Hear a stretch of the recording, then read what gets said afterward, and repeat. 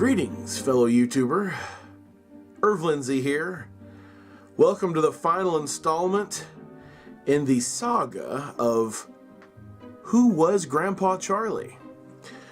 If you'll recall from the last two videos, I have a great-grandpa Charlie. He was born in Texas in 1880. Not going to give too many details about my family history, just for the sake of privacy. But we know what county he was from. Family history is pretty specific about that. He got married young, and he married a young lady of Native American descent. Before the modern age of computers, you could not find someone who was not the head of household. They had census indexes, but if you didn't know who the father was, it was very difficult and time-consuming and near impossible sometimes to find a family member who was not the father or the head of the house. And that was the case. We could never find Charlie as a child, as an infant in 1880. With the advent of the internet in the early 2000s, I want to say around 2003, the LDS Church took on indexing the 1880 census by individual. So volunteers collectively gathered and completely indexed every computerized index, searchable indexed, the 1880 census. It was released. I immediately jumped on it and searched for Grandpa Charlie. Lo and behold, I found him in 1880 in Texas, in the county that he was supposed to be in as an infant. I thought I had hit pay dirt. However, when I looked up this same family to see where they were in 1900, they had actually moved further west, and they were in a different county. And Grandpa Charlie was with them. How can Grandpa Charlie be listed as single, living at home with this family, when he's been married with kids since 1898 and living over here in the county where he was born? Riddle me that, Batman.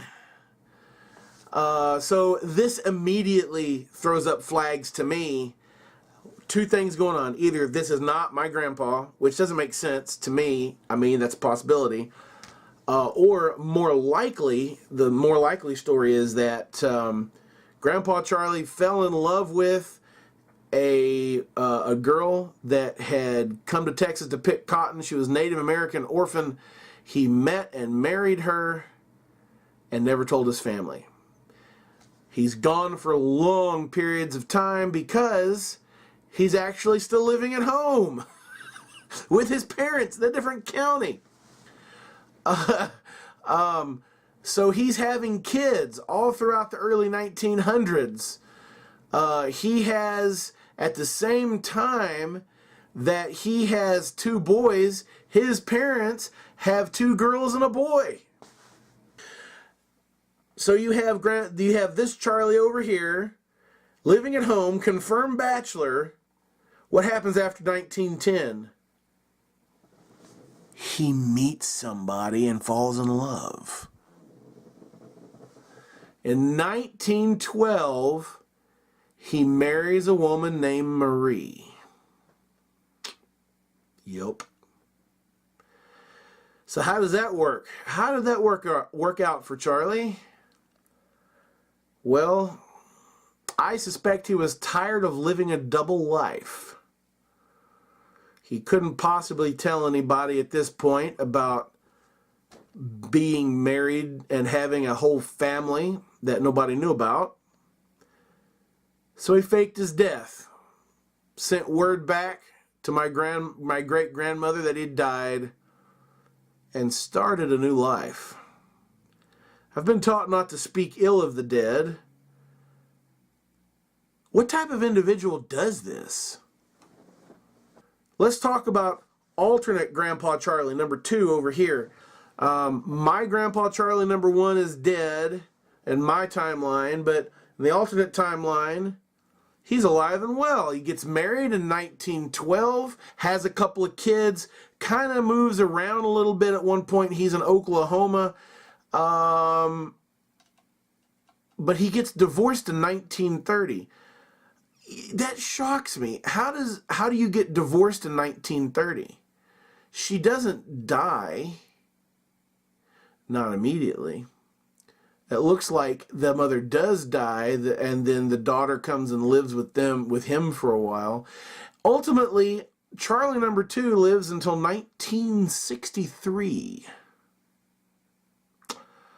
I'm unable to find a will. Is Charlie number 2 kin to me or not? I may never know. I will tell you, I have adopted Charlie number 2 and his family as my own. I will never have any further information on my grandpa Charlie. So I assume that they're the same person, and I am working on the genealogy for these folks. So you decide, is this the same Charlie or not? He's born in the same county. He's living there in 1900 with my great-grandmother. Then mysteriously disappears sometime after 1910, about the same time that this other guy, confirmed bachelor, not married on the books, falls in love and gets married to another woman.